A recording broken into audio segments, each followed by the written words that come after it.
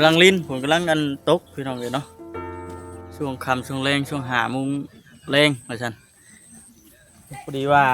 ออกไปกินข้าวแล้วก็แวะเวียนเข้ามาหาอันพ่อมาอีกพี่น้องเลยเนาะหรือว่าอันอย่างละชื่อเพิ่นลืมชื่อเพิ่นแล้วบ่คำก็ได้พี่น้องเนาะพี่น้องก่อนอื่นก็มีแต่ว่าทักทายสบายดีเด้อพี่น้องเด้อเนาะทักทายสบายดี FC กันเบิดทุกคนพบเจอกันดีคือเก่าช่วงค่ำช่วงแรงว่าซั่นไปเป็นจังไดเรื่องราวสิมีเรื่องราวหยังอีกมาเล่ามาเว้าให้เก็บซีพังช่วงค่ำช่วงแรง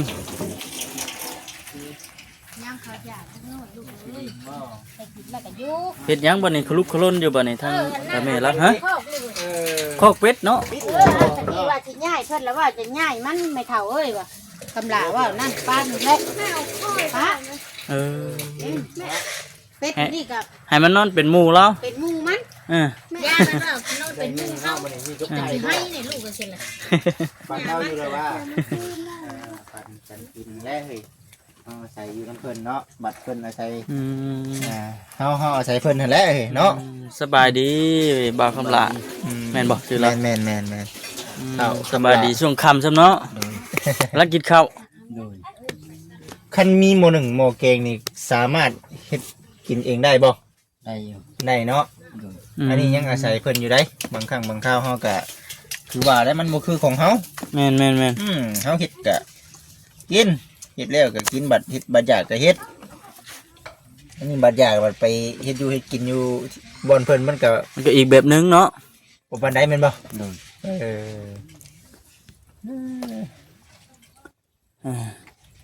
ปั่นต้องปั่นบ่ปั่นไว้ให้ผู้เป็นพ่อบ่ได้กินบ่ซั่นลูกหลานอยากลูกเจ้าอยากติกินแซ่บพี่น้องเอ้ยเนาะแซ่บอยู่บ่ครับคันคายได้นี่เนาะเฮ็ดให้ได้กินได้เด้อมีแต่ป้อนเพิ่นบ่ไปป้อนลูกให้ล่อให้มันนี่แล้วก็เลี้ยงยามีแต่ล่อเป็นปั้นนี่ปั้นให้แล้วให้เพิ่นกินเองโดยได้กินเนื้ออยู่บ่มีนี่กินอยู่มีชื่อลำฮอลำไหลนี่แหละเนาะแม่นบ่ใครแต่ว่าลูกเราอันยานมเนาะแม่นบ่ตะกี้ได้ซะตะกี้นี่กินนมแม่บ่แม่นอันช่วงแม่เนาะแม่เพิ่นเสียได้ตอนเอ้าเบิ่งเด้ระวังเด้ช่วงแม่เราเสียตอนนั้นนะเพิ่นกินนมไปได้ใช่นมกามะลินี่กามะลิได้ออกจากเดือนบัดน่ะปีจุดเข้า2ปีออกกินนมนี่บ่แม่บัดไปได้หาเงินเนาะหาเงินเพื่อสิซื้อเพื่อสิยานมเนาะโดยมันทำเลยปั่นไว้ให้นั่นแซ่บอยู่บ่แซ่บเนาะแซ่บไม่ใช่กันใจอยู่แล้วครับว่าฝนตกนี่บ่แห้งเนาะกำลังหยาดเม็ดลงมาได้เมื่อกี้นี่เนาะกำลังหยาดเม็ดเป็นฟอยลงมาเลยเจ้าเล่ตอนแรงเนาะกินเนาะแรงตกลงมาเลยหัวห่อนบ่เป่าที่ไหนพอเนาะเป่าน้ำเน็ตเลยก็ไม่ไหม้ได้นี่เนาะต้มมาไม่ไหม้ได้นี่บวงสดกินครับก่อนเขาลูกพี่น้องเลยเนาะเอาอาหารบ้านๆเฮาเด้อพี่น้องเด้อจำเจียวใส่ปลาเด็กเนาะบ่ทำกินได้ยังบ่นี่กินได้เนาะพอพากินไปได้ก็กินได้เบิดอุ้ยคนน้อยเลยเนาะกินจะบอกกินบ่จงไว้ให้ลูกกินยังบ่อยากจงไว้ให้ลูกกินก็เอาบัดช่วงค่ำได้จะบัดกินข้าวกินน้ำสิเฮ็ดได้นี่มืดแท้ไฟโคมบ่ได้มีบ่ไฟโคมเขานายไฟโคมเขานายยืมเขาเจ้าโดยนี่เหรอบ่มีเดี๋ยวอยู่ใช่บ่มียังไม่เขาชัวแสดงว่าบ่ได้นี่สิได้นอนมื้อบ่ได้โดยปืนไฟนั่นแหละพี่น้องเอ้ยเนาะกับเพิ่นคือเว้าแน่ได้บ่อยากให้จูไผใกล้ได้บ่มีได้พอเองเลยเนาะยันมันพัดจิวใส่เอ้ยเนาะ กองเพื่องล้วนๆติ เพื่อล้วน จักนะกินเนาะหามเอ้ย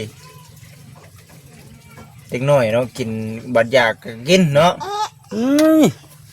เห็นยังระบาดนี่เบิ่งเด้อ น้ำหยดใส่ละ ป้อนเนี่ยเอาไปลงป้อนพ่อลูกมันแหละป้อนลูกนะ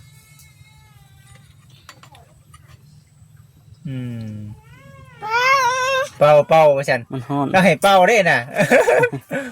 เอาใจยากเลยลูกชายโทนนี่เนาะเป่าต้องเป่าคำว่าเป่าน่ะบ่ได้ แม่นแล้วนะ พี่น้องเอ้ยเนาะมึงนี่เอาเป่าน้ำคือกันทำอ่าเถอะ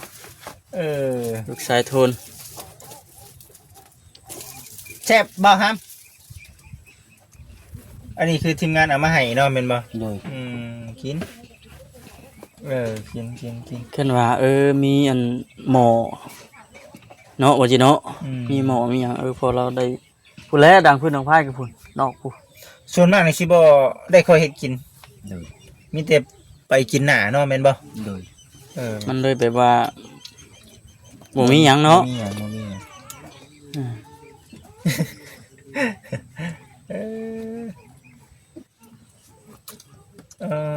เจ้า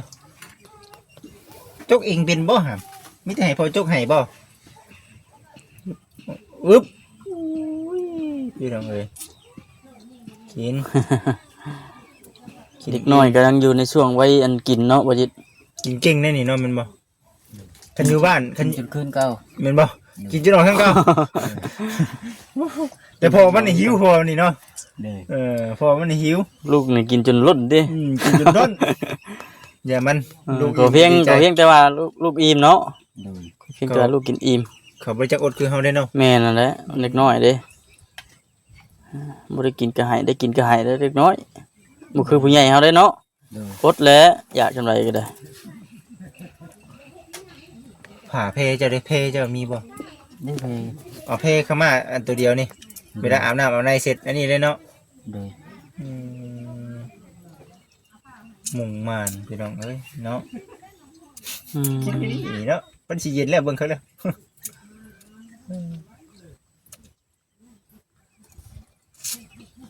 เตียงเรา คือบ่อนไปเฮ็ดงานไกลเติบบ่ ก็ไกลเติบ และสมมุติว่ามื้อนี้ไปนี่กล้าว่าสิได้นอนพุ่นอยู่บ่ ไม่นอนแล้ว ต้องมาแม่นบ่ โดย อืม มา ส่วนมากสินอนอยู่เถียงเขาหรือว่าเฮานอนอยู่ตามผมไม่ต้อง ไปแต่ละเทื่อนะ ไปเจอเตือกมาแล้วก็นอนอยู่เตียงเขา บางเทื่อก็นอนอยู่เถียงเขาเนาะ โดย อืม กินไปมื้อหน้านะพี่น้องกินไปวัน แม่ แล้วเตือก7 โมงผมมา 7 ๆ โมง 7 เล โม ย ง โดย โอ้ย่างบ่ เพื่อหมู่พามา เพื่อหมู่พามาดิ โดย จะมาคิดรถเขา โดย โอ้ อืม ใครอยุ่ยังมาหมู่มานำกันเนาะเฮ้ยเนาะ แม่นั่ กัน น นะ ว่าย่างมาอุ้มลูกย่างมาเองนี่พอเฮงเห็นน้อยกินก็ดีใจแล้วพี่น้องเอ้ยมึงนี่แซ่บเนาะหำเนาะโอ้โห เริ่มเย็นแล้วเบิ่งนี่ เย็นแล้วผมจับ จับไวเลย อืม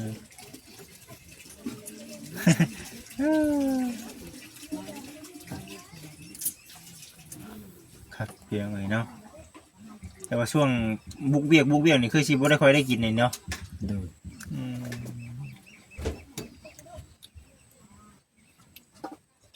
ไป เนาะ นอนหมุนเนาะหมุนอันนี้เลย สาดพื้นเดียวว่า สาดพื้นเดียว อืม นอนนี่ได้อีกอันนี้ลูกได้ฮะ ลูกไปนอนเลย พอมันเด้ นอนทางนี้ สละนะสละให้ลูกไปเนาะ โดย แบ่งปันอืมเนาะ เนี่ยบัดฝนตกกันเลยเนาะ น อนกระดังมวนๆเนี่ยโอ้ 100%ด้วยนะบัดฝนตกนี่ อืม กันว่ามันตกแบบบ่มีลมมีหยังอาจสิคายอยู่ อืม แค่มันตกแบบมีลมมันหยังมันพระเด้เนาะ โดย เปียก มีลูกกูฮุกกับพุ่น พูดแล้วติ หุบ ไปเตียงนั่น คนเคยเห็นเวียกนี่มานั่งอยู่อันแบบคือแบบนี้นี่ มันอยากนอน อยากนอนเนาะเอาบ่ตีได้พี่น้องเพ แม่ ราะว่า นแหละ มื้อนี้มีเวียกเนาะมีเวียกกับทางผู้หลักผู้ใหญ่ได้พี่น้องเอ้ยก็เลยต้องได้อยู่คัน แม่น คันบ่อยู่บัดมาทีมงานมาก็บ่เห็นเนาะบ่แม่นว่าเราขี้ข้านนั่นนี่ได้พี่น้อง ม คือเฮาบอกให้เราอยู่ได้เราจังอยู่นี่ได้ปกตินี่มีงานผู้มื้อได้เนาะช่วงนี้ โดย อืมแต่ว่าเฮาอยู่ยันว่าทีมงานมาน่ะบ่เห็นว่าซั่นน่ะนะพี่น้องเอ้ยเออเออ ก็เคยเฮ็ดเวียกก็นั่งอยู่ห่วยหานอนวากๆไปเนาะ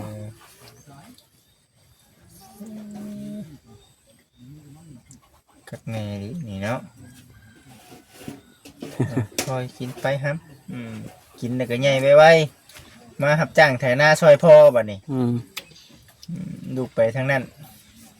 พ่อไปทางนี้ได้อเฮ้ย แบ่งหน้าที่กันนะติ มันจังไรวันเท่าไรสมมติว่าไถนานี่เขาเจ้าจ้างวันเท่าไรก่อน เส้นไป ไถนานี่วันละแสนปลายคือเก่าเนาะดำได้อค่ะ เส้นดำกับวันหนึ่งกรมบ้านนอกกับเส้นห้า ก็เป็นมันนอกเลยเนาะ อืม อืม กรมบ้านนอกคนไทยกับ2 เส้น อืม200,000แน่150,000แน่ ตัวแต่ดำน่ะเส้นห้า พอแต่ลำนะ150,000 โดย อืมไถน้ำดำน้ำนี่มีบ่ วันเท่าไหรนะเพิ่นให้เจ้าวันเท่าไหร ได้คนใกล้ตัวเองแล้วคนแบบบ้านตัวเอง โอ้ คนบ้านเดียวกัน โดย คนบ้านเดียวกัน โดย เขาก็เอาบ่เพลง โดยแล้วแต่เขาจะให้ เฮาก็อาศัยเพิ่นแน่เนาะ แบบไรนี่เจ้าไปเฮ็ดงานนี่เจ้าถามเพิ่นบ่ว่าเงินนี่สิให้เท่านั้นเท่านี้หรือว่า ไปถามแล้วไปก็ไปบ่เฮ็ดเวียกไป โอ้ ไป แบบนี้ บ่จักเพิ่นให้เท่าไหรก็เอา โดย บ่ได้ถามราคงราคา บ่ แล้ว ได้ ก็ ถามราคา ก็เพียงแต่ว่ามีเวียกให้เฮ็ดนะเนาะ โดย ก็เพียงแต่ว่ามีเวียกให้เฮ็ดแต่ถือว่าอยู่รอดไป เออถือว่ารอดไป อืมเฮาก็มีแต่ว่ารุ่นไปหั่นแหละเนาะเฮาละสิเป็นจังใด แล้วมันอุกตอนบ่มีงานนี่ได้เนาะ แม่น โดย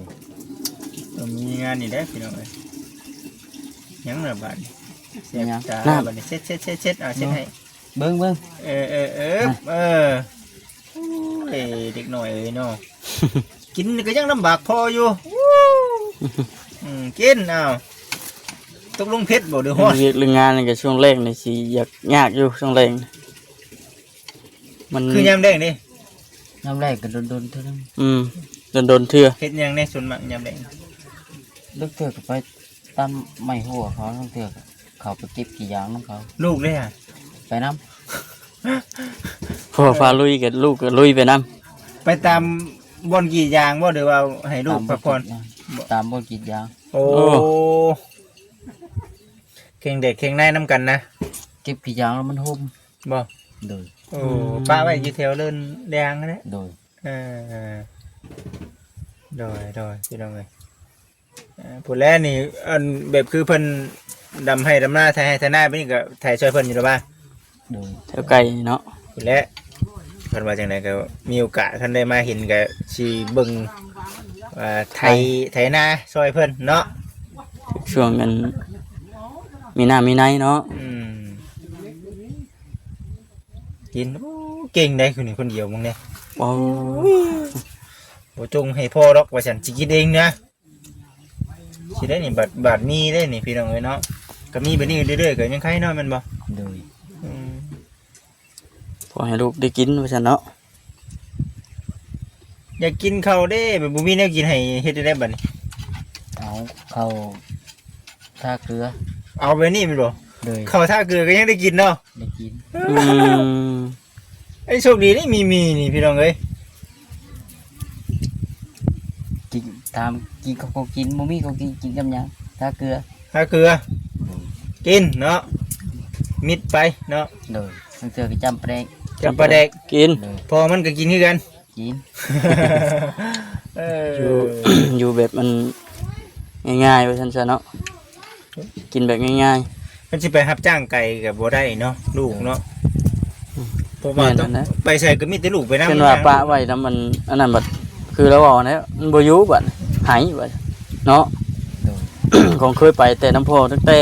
น้อยจนใหญ่บัด สิไปเฮ็ดเวียกแบบใดพี่น้องเนาะมันจังใจ ได้เงินหลายแน่เนาะ อืม โมก็ถึงได้ก็ถึงว่ากุ้มหั่นนะพี่น้องเอ้ย อืม เพราะว่าอันนี้คือคันสิเฮ็ดดีๆบัดลูกเนาะ เฮ็ดเวียกบ่เต็มที่ปานใดนะ แม่น ให้เวียก เฮ็ดเวียกบ่เต็มที่ปานใดแล้ว ผู้เพิ่นสบายแล้วสิน เออเบิดให้แกแล้วเอาดีเด้พี่น้องเอ้ยมึงนะคนน้อยๆกินเก่งอีนี่สมจะว่ากินออกทางเก่าอีเนาะ เลยดมบทเพลงหนึ่งให้แหละ บ่ ให้นั่นมาให้ เบิดเพกหนึง ช่วงว่าเราอันอยากนั่นแหล้วเนาะ โคตรโพ ดมปองน้อย ผม นี่ ว่า ว่า เบิดเนาะ โดย เพื่อเพิ่นสิได้พ่อนะเนาะ โดย อื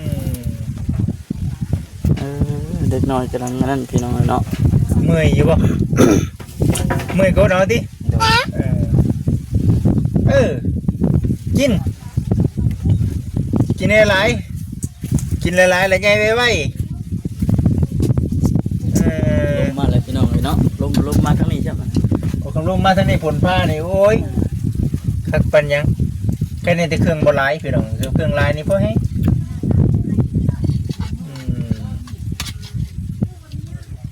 อุ๊บ ของข้าเราบ่ได้หัวแล้ววะ บ่หัวมันก็ไหม้เงี้ยสิลงเบิดแหละเนาะ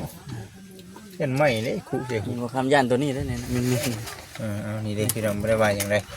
อันนี้เด้นี่มันสิคุลงบ่ได้ฮะเบิ่งเด้อแค่นเด้อมึง ชอบ เด้อ เชื้อ ช่วยกินจับเจือหามกินจับเจือเอ้ย นี่แหละพี่น้อยเนาะพออันเลี้ยงเดียว ประมาณอย่างเดียว ชีวิตพอใหม่เลี้ยงเดียว เบิ่งเด้อพี่น้องเด้อเบิ่ง พอได้อันปากได้เว้าน้ำลูกจอแจนี่ได้กลางคืนกันเนาะเด็กแต่บ่เพิ่นนอนแต่ละมื้อ มื้อยามหนึงประมาณ6 โมงฝ่าย7 โมง นอนตื่นเดียวเลย นอนเลย แจ้ง แจ้งมับ โดย ใช่ สบายเนาะ เข้าไปนี่มันก็แบบนั้นเมื่อมันงมเบิ่ง บ่ เห็นลูกแล้วก็หาย คิดว่ามื้อใดเฮาไป เคยไปมันบ่ เคย เป็นยังคือบ่ไปตอนน่ะ หมอปะลงเบิ่ง ป้าลงเบิ่ง จะไปใช้กับมันนะ ไปย่างไปเยื่อนี่แหละมาแล้วมือมันงมแล้วเถื่อก็ลุกไปนั่งรี่ไว้ ไปเฮาก็บ่ได้ไปไกลเนาะ อยากลองเนาะ โดย ไปว่าไปบ่ได้ไกลแล้วว่า แล้วเถื่อก็ไปแบบคือนั่งนี่ก็รี่ไว้ ดี ยันเพิ่นให้แล้วยันไปว่าให้ย่างตามหาแล้วบ่ให้ เท้าหาบ่เห็นมันตื่นลูกก็เก่งเอิ้นเลย ให้บัดนี้ ให้ เห็นว่าอันนี้คืออยากทดสอบลูกนะเนาะ โดย ดีนะไปดีนอนแล้วก็เบิ่งสังเกตเบิ่งนะสังเกตเบิ่งลูกตัวเอง โดย ว่าสิเป็นจังได๋ว่าซั่นติ เขามือเท้าหาบ่เห็นลูกก็เก่งเอิ้นหาแล้ว ตัวนี้ก็อันให้ระวังเลยตัวนี้เนาะเวลาเช่นว่าเฮาไปอะไรหั้นนะ